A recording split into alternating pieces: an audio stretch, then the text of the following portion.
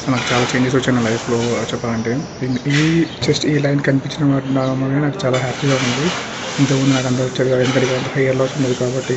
So కొంచెం ఎలాగా ఉండేది ఫేస్ చేసేది ఆ సొసైటీని.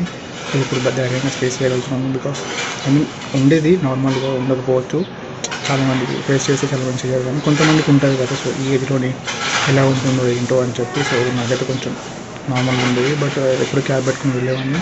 సో ఇప్పటికీ క్యాబ్ యూజ్ చేయట్లేదు. సో డైలీ వస్తున్నాను బయటికి. సో బాగుంది నాకైతే. సో ఇప్పుడు ఉన్నదాన్ని నేను చాలా కేర్ తీసుకుంటున్నాను హెయిర్ని.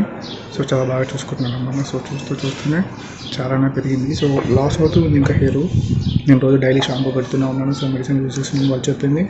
సో డైట్ ప్రకారం అయితే బాగానే ఉంది. సో తీసుకుంటున్నాను. అండ్ నైట్ కూడా బాగానే తింటున్నాను అన్నమాట. 3 డేస్ ట్యాబ్లెట్ తీసుకుంటున్నాను. సో ఇలా అయితే జరుగుతుంది ఇప్పుడైతే ప్రజెంట్ అయితే. సో చూద్దాం ఇంకా ఫ్యూచర్ కూడా ఏమవుతుంది, ఎలా ఉంటుందని చెప్పి. సో నేను ఇక రోజు ఇన్ఫార్మ్ చేస్తూ ఉంటాను ఏంటి ఎలా ఉంది, హెయిర్ ఎలా గ్రోత్ అవుతుంది ఏంటి అని చెప్పి. సో వాళ్ళు కూడా ఎలా కేర్ తీసుకుంటాను అని చెప్పి నేను ఇన్ఫార్మ్ చేస్తూ ఉంటాను. సో చూద్దాం, కలుద్దాం అనేది రేపు. Okay, bye.